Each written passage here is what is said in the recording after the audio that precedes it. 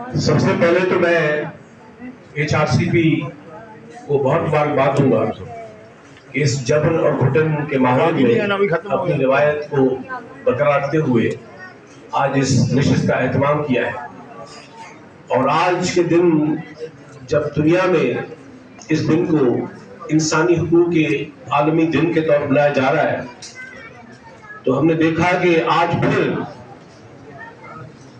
144 کا قلم لاگو کر کے، کیونکہ آج کے دن پریس کلب کے سامنے ہمارے بلوچ بہنوں، بیٹیوں، بھائیوں کا احتجاج اناؤنس ہو چکا تھا، اس کو روکنے کے لیے ریاست نے وہی کیا، تو ہم سمجھتے ہیں کہ یہ قانون کا ناجائز استعمال ہے، یہ شہریوں کے بنیادی انسانی سیاسی حقوق کی نفی ہے، اس کی ہم شدید مذمت کرتے ہیں.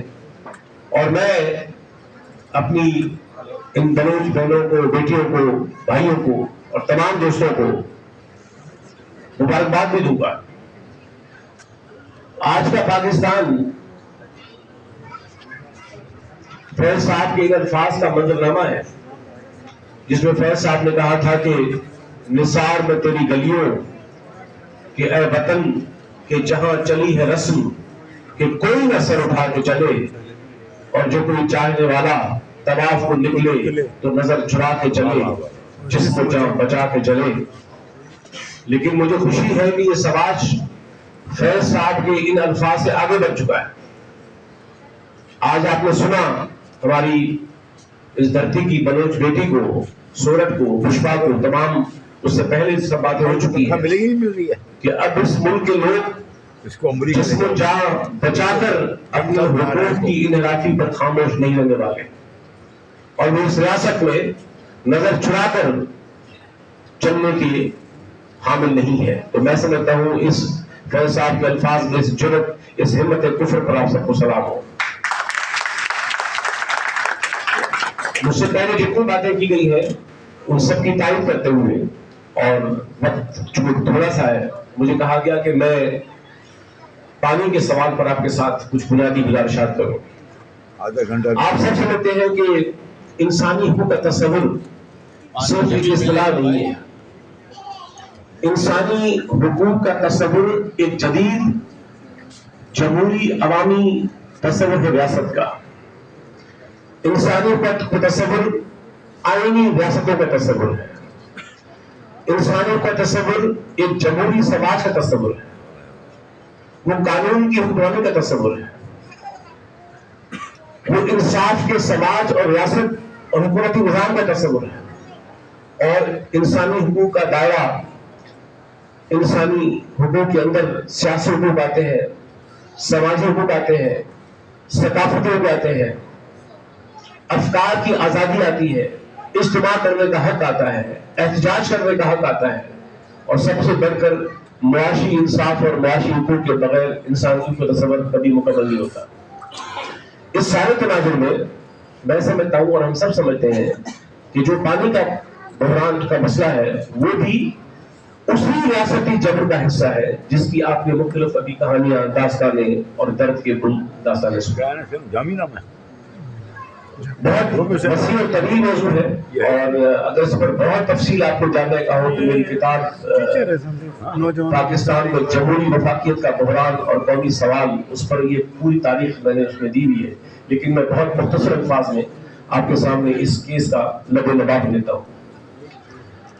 دریائے سندھ جو تبت سے بہتا ہے، شروع ہوتا ہے، اور وہ لداخ سے ہوتا ہوا، کشمیر کی وادیوں سے ہوتا ہوا، اور آج کے پاکستان کی سرحدوں میں داخل ہوتا ہوا، بالآخر آ کر کھارو چھان میں سمندر کے ساتھ ملتا ہے. یہ دریا ہے. اس دریا کو نہیں پتا کہ تقسیم ہو چکی ہے. اس دریا کو نہیں پتا کہ پاکستان بن چکا ہے. اس دریا کو نہیں پتا کہ ریاست کا نظام چادر گوتوں کے ہاتھوں میں ہے. دریا نہیں جانتا. دریا کی اپنی اس کا ایک فطرت کا مزاج ہے. تو یہ جو دریا لاکھوں سالوں سے اس سارے خطے کے انسانوں کو سیراب کرتا رہا ہے، جو ہماری تہذیب کا بانی ہے، یہ دریا جس کو لوگ ماں کہتے ہیں، اسی لیے ماں کہتے ہیں کہ اس نے ہماری نسلوں کی پرورش کی ہے. تبت سے لے کر खारोछान तक, ये जितने भी लोग हैं, इस सारी सिंधु की तहजीब का खालिक की दरिया सिंध है। और इसके किनारे पर आबाद तमाम ज़बानें बोलने वाले, तो दरिया तो कभी तफरीक नहीं करता, दरिया तो कभी नहीं देखता कि ये हिंदू है, ये मुसलमान है, ये सिख है, ये पंजाबी बोलता है, ये सिंधी बोलता है, ये तिब्बत की ज़बान बोलता है, ये कश्मीरी बोलते हैं। दरिया इन सारे लोगों की हजारों लाखों सालों की एक मुश्तरका माँ है। लेकिन उसका हमने हमेशा क्या किया है, मैं उसकी थोड़ी सी बात सुना देता हूँ। सिंध और पंजाब के माबैन, और जब मैं पंजाब कह रहा हूं तो मैं पंजाब के किसानों की बात नहीं कर रहा, मैं पंजाब के अवाम की बात नहीं कर रहा, मैं उस हुक्मरान तबके की बात कर रहा हूं जो पंजाब के अवाम का भी दुश्मन है और दरिया का भी दुश्मन है, और इस रियासत पर जो आपने सारी कहानियां सुनी है उसमें बड़ा किरदार है उनका। 1859 में, क्योंकि सिंध और पंजाब के माबैन जो तनाज़ात है पानी के, उसकी कहानी अंग्रेज दौर से शुरू होती है, क्योंकि उससे पहले ये सिस्टम आबपाशी का बना ही नहीं था। दुनिया के बहुत से खिते हैं जहां आबपाशी का निजाम बारानी है, जहां फितरत के रहमो करम पे है, लेकिन ब्रिटिश टाइम में इस पूरे सब कॉन्टिनेंट में जो आबपाशी का निजाम बना, वो आज भी दुनिया के बहुत बड़े निजामों में से एक निजाम है। एक मैं असूल बता दूं, जब मैंने ये कहा कि दरिया सबका है, लेकिन उसका कुछ उसूल है। उसूल ये है कि दरिया तो सबका है, तिब्बत से लेकर यहां तक, लेकिन जो सबसे बड़ा हक है वो उसके टेल पे रहने वालों का है। ये एक बैनुल-अक़वामी आलमी उसूल है कि दरियाओं की तहजीबों पर जो टेल पे लोग रहते हैं, जो सबसे आखिर में रहते हैं, इसीलिए दरिया तो तिब्बत से आता है, नाम उसका सिंधु दरिया है। उनके शनाख्त से लेकर और उस पर हतमी और बुनियादी हुकूक जो है वो हमेशा उस तहजीब के दरिया के छेड़े पर, आखिरी छेड़े पर रहने वाले लोगों को होते हैं। ये बैनुल-अक़वामी उसूल है। अंग्रेज दौर में जब ये आबपाशी का निजाम बना तो पंजाब के अंदर मुख्तलिफ कैनाल बनाने की आगाज हुआ। उस पर उस जमाने की सिंध की हुकूमत, आपको पता है कि 1843 में अंग्रेज ने सिंध को फतह किया था, और 1847 में अंग्रेज ने सिंध को बॉम्बे प्रेसिडेंसी का हिस्सा बना दिया, और सिंध को 88 साल उस पर रहना पड़ा 1936 तक। तो उस जमाने में जब ये आबपाशी का निजाम नया बना, नहरी निजाम बना, तो पंजाब ने, अब जब मैं ये कह रहा हूं तो इसका मतलब कि पंजाब अपर राइपेरियन है दरिया सिंध पर, और सिंध लोअर राइपेरियन है दरिया सिंध का, और लोअर राइपेरियन का हक बैनुल-अक़वामी तौर पर हक किया होता है। लोअर राइपेरियन की मर्जी के बगैर आप अपर साइड पर आप कोई बैराज, कोई डैम और कोई ऐसा कैनाल नहीं बना सकते जिससे मुश्तरका पानी की हम तलफी होती हो और वहां से पानी आप चोरी कर सकते। ये बैनुल-अक़वामी उसूल है। यहाँ पे राइन रिवर बहती है, कितने इलाकों से बहती है। राइन रिवर को कोई एक इलाका अपर खास तौर पे, तो अंग्रेज दौर में ही आगाज हुआ। सिंध ने उस जमाने में अंग्रेज सरकार को दरख्वास्तें दी, और अगर आपको और ज्यादा शौक हो इस पर जानने का, तो एक बहुत पाकिस्तान के मोतबर शख्स, जिनकी बड़े लोग ऐसे होते हैं जिनकी मादरी जबान पंजाबी थी, वो इंजीनियर थे, उन्होंने सर्व किया था सिंध में, अब्दुल वहाब साहब। उनकी एक 2 जिल्दों में बड़ी ज़ख़ीम किताबें हैं पंजपानी के ऊपर, द केस ऑफ सिंध, वो सबसे बड़ी दस्तावेज है। तो सिंध ने उस जमाने में अंग्रेज सरकार को लिखा कि आप इसमें मुदाखलत करें और पंजाब को रोकें। तो अंग्रेज दौर में कमीशन बने, एंडरसन कमीशन बना, राव कमीशन बना, लंबी कहानी है। और सिंध और पंजाब के माबैन जो पानी के तनाज़ात था, वो उसके लिए उस जमाने में एक हद तक फिर भी अंग्रेज का दौर था। पाकिस्तान बनने के बाद भी ये सिलसिला जारी रहा, तो पूरे सिंध ने दरखास्तें दी और मुतल्लिका फोरम से आवाज उठाई। तो इस वक्त तक 6 कमीशन, फजल अकबर कमीशन बना बाद में, और बहुत से कमीशन और बने, इसी मौजूद पर बने थे। अब जब सिंतास मायदा हुआ, और सिंतास मायदे के बाद जाहिर है कि एक آپ سب جانتے ہیں کہ پاکستان نے کی ریاست نے اور پاکستان کے حکمران طبقات نے جو ایک بہت بڑا ناقابل معافی جرم کیا. کبھی آپ نے سنا کہ دنیا میں ملک اور قومیں اپنے دریا بیچ دی؟ دریا کوئی آپ بنا سکتے ہیں؟ دریا تو لاکھوں کروڑوں سال میں فطرت اس کی تشکیل کرتی ہے. دریا تو آپ نہیں کر سکتے.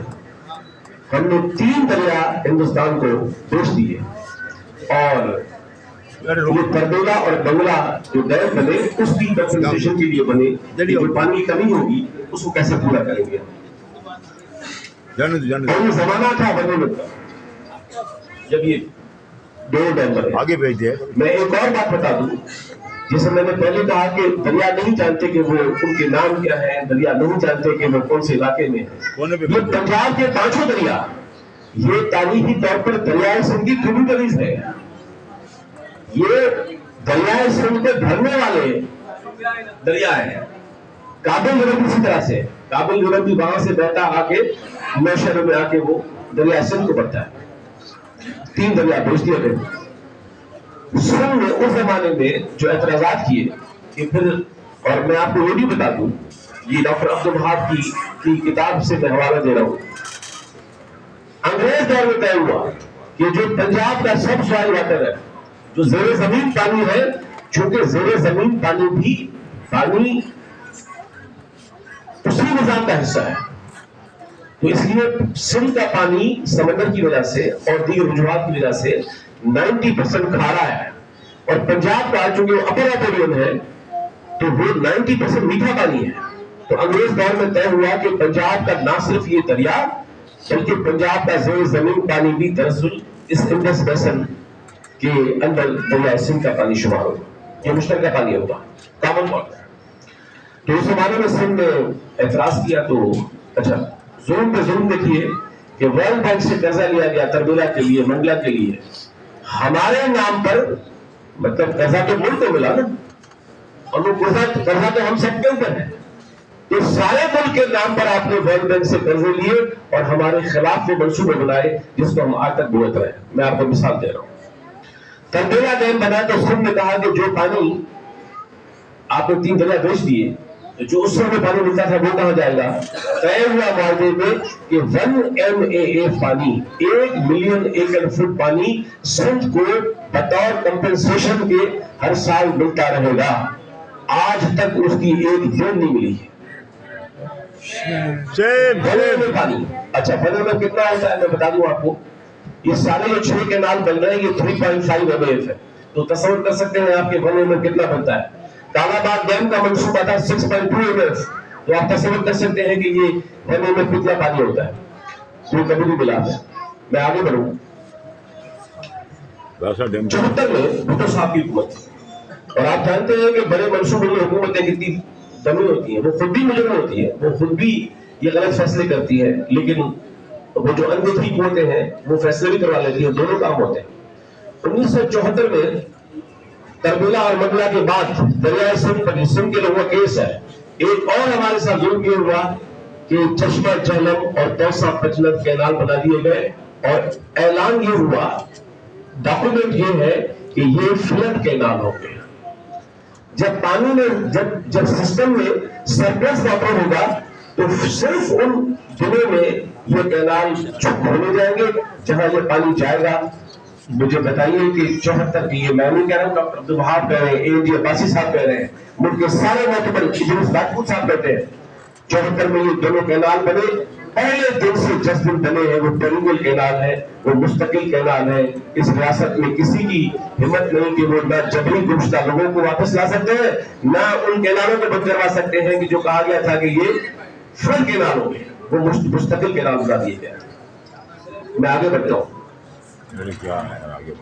کالا باغ ڈیم کے خلاف سندھ میں آپ جانتے ہیں، اور سندھ میں تو لیگ کی اسٹرگل کی بہت بڑی. سندھ کی اسمبلی میں ٹھراؤ پاس کیے، ریزولوشن پاس کیے، لوگوں نے، سیاسی پارٹیوں نے، تمام لوگوں نے، ماہرین نے. پھر بلوچستان ساتھ کھڑا ہوا، KB کے ساتھ کھڑا ہوا، اور اس ملک کے اندر بڑی تحریک تھی، اور اس کو ناکام کرنے میں یا نہ بننے دیا گیا. اس کو حل کیا نکالا گیا؟ میں اپنی آخری گفتگو اس بات پہ آ رہا ہوں. کالا باغ ڈیم تو نہیں بننے دیا ہم نے. حل کیا نکالا؟ परवेज मुशर्रफ की हुकूमत आई तो उन्होंने ग्रेटर थल कैनाल 2001 में मंसूबा शुरू किया, और आप जानते होंगे मेरी उस किताबें की तफसील है सारे, और भी बहुत किताबें हैं। उस मंसूबे की PC1 सिंध को नहीं दी गई। वो मंसूबा इस मुल्क के किसी भी मुश्तरका आईनी फोरम पे नहीं रखा गया, ना वो CCI में गया, ना वो एक्रिक में गया, ना वो CWP में गया, ना वो बैनुल हुकूमती बैनुल सूबाई इदारों के पास गया। किसी भी मुल्क के मुश्तरका आईनी फोरम पर वो नहीं गया। जैसे आमिर होते हैं, गुंडागर्दी करते हैं, तो परवेज मुशर्रफ ने वही किया, और उस एक सियासी और रियासती गुंडागर्दी से आपने ग्रेटर थल कैनाल, और हम पीपल्स पार्टी को ये भी कहना चाह रहे हैं आपके फोरम से, आपकी यहाँ पे हुकूमत है, उस स्ट्रगल में आप भी हमारे साथ थे, उस स्ट्रगल में आप भी शामिल थे। वो ग्रेटर थल कैनाल का मंसूबा, अच्छा वो क्यों बना? वो आम किसान के लिए नहीं बना था, वो उस वसीम के आम सराय की स्पीकिंग या पंजाबी स्पीकिंग, आप वो 15 लाख एकड़ जमीन फौजियों को दी गई, और उन 15 लाख एकड़ जमीनों को सैराब करने के लिए आपने बनाया ग्रेटर थल कैनाल, और वो मंसूबा बगैर किसी आईनी तकाजे पूरे किए हुए आपने बना दिया। और आप अंदाजा कर सकते हैं कि उससे जो पानी, अब मैं कह रहा हूं कि सिंध-तास माहदे से एक सीक्वेंस है। आपने तकसीम से पहले मंसूबे बनाए, तकसीम के बाद दरिया 3 बेचे, फिर आपने तबेरा बनाया, फिर आपने मंगला बनाया, फिर आपने चश्मा जहलम और कसा पजमेर कैनाल बनाए। ये सारा सिंध के पानी के बताऊंगा कि उसका नतीजा क्या निकला है, और ये कैनाल बना दिया गया। उसी जमाने में आपको याद होगा कि वापडा ने एक बड़ा मंसूबा बनाया था कैनाल्स और डैम्स का, जिसकी बड़ी मुखालफत हुई, और परवेज मुशर्रफ सारे काम नहीं कर सकते थे। तो ये जो अब 6 कैनाल हैं जो बनने जा रहे हैं, इसमें 3 कैनाल परवेज मुशर्रफ के दौर के, तीनों के तीनों कैनाल गैर आईनी है, गैर कानूनी है, क्योंकि वो किसी भी इस मुल्क के मुश्तरका आईनी फोरम पर कभी पेश नहीं हुआ। अब ये सूरत हाल है कि 3 कैनाल वो और 3 कैनाल और, इन 6 कैनालों में से 4 कैनाल तकरीबन बना दिए गए हैं। कोई 60% है, कोई 70% है, कोई 50% है। वो कैनाल पर दिन रात काम जारी है, 2 कैनाल पर अभी काम शुरू नहीं हुआ। तो हमारे, मैं खत्म कर रहा हूं इस बात पर, मैं सिर्फ मिसाल दे रहा हूं कि इस वक्त तक नतीजा क्या निकला है, आगे का भयानक मंजरनामा क्या है। सिंध-तास माहदे में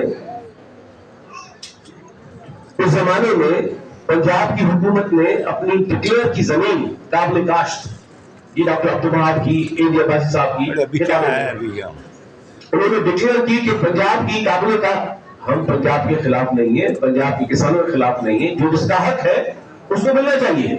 लेकिन ये तो नहीं हो सकता कि आप एक सूबे की कीमत पर अपने सूबे को आबाद करेंगे। इसलिए पंजाब की ऑन रिकॉर्ड सिंध-तास माहदे जो जमीन डिक्लेयर की गई वो थी कि 1,70,00,000 एकड़ पंजाब के पास काबिल काश जमीन है, जिसको नहरी निजाम से पानी मिलता है, मुश्तरका वाटर से। और सिंध ने कितना डिक्लेयर किया? सिंध ने डिक्लेयर किया कि 1,30,00,000 एकड़ हमारी जमीन है, जो हम इस वक्त आबाद कर रहे हैं। और अच्छा, अब ये जमाना गुजरने के बाद मैं आपको, आप जाकर गूगल कीजिएगा, आपको आज भी डेटा मिल जाएगा। इस वक्त सिंध की आबादी हो चुकी है तिगनी, 3 मरतबा आबादी बढ़ चुकी है, लेकिन सिंध की काबिल काश जमीन इस वक्त 72 लाख। 1,30,00,000 से बजाय वो काबिल काश जमीन बढ़ने के, आज हमारे पास हाथों में काबिल काश जमीन। ये क्यों सिंध में गुर्बत है, ये क्यों सिंध के देहातों में गुर्बत है, ये क्यों सैलाबों ने आपको दिखा दिया चेहरा कि 21वीं सदी में सिंध का देहाती माशरा, अगरचे शहरी माशरा भी बुरे हालत में है, लेकिन वो जो देहाती माशरा किसान है, गरीब आदमी है, वो तो रहता ही नहीं कि सदी के जमाने में। आप जाकर देखिए, उसका एक सबब ये भी है कि उस 1,30,00,000 एकड़ में से अब हमारे पास दोनों मौसमें मिलाकर 72 लाख एकड़ जमीन सैलाब होती है। और पंजाब की कितनी होती है? पंजाब की 4.25 करोड़ एकड़ जमीन सैलाब हो रही है इस वक्त ऑन रिकॉर्ड। तो भाई अगर ये सिलसिला जारी रहा इस तरह मुश्तरका पानी पर जो है वो दाते मारने का, تو اگلے 30 سال میں، اگلے 40 سال میں آخری بات کر کے میں ختم کر رہا ہوں. بھائی صاحب دیکھ رہے ہیں، میں مثال دینا چاہ رہا ہوں آپ کو ایک اندازہ ہو کہ ہمیں کیا دکھتا ہے. 91 کا پانی کا معاہدہ ہوا. 91 کے پانی کے معاہدے سے پہلے IUCN نے جو بین الاقوامی کا ہے، کیونکہ آپ کو پتہ ہے جو ہمارے پاس کراچی میں بدین تک جو مینگروو فارسٹ ہے، دنیا میں کتنے ملکوں کے پاس ہے؟ 91 کے زمانے تک ہمارا مینگروو دنیا کا 6th لارجسٹ مینگروو فارسٹ تھا، جس میں 6.5 لاکھ ایکڑ ہمارا لیونگ زندہ فارسٹ تھا. آج کتنا بچا ہے معلوم ہے آپ کو؟ 70 لاکھ. تو 33 سال میں آپ نے دنیا کا 6th لارجسٹ مینگروو فارسٹ ختم کر کے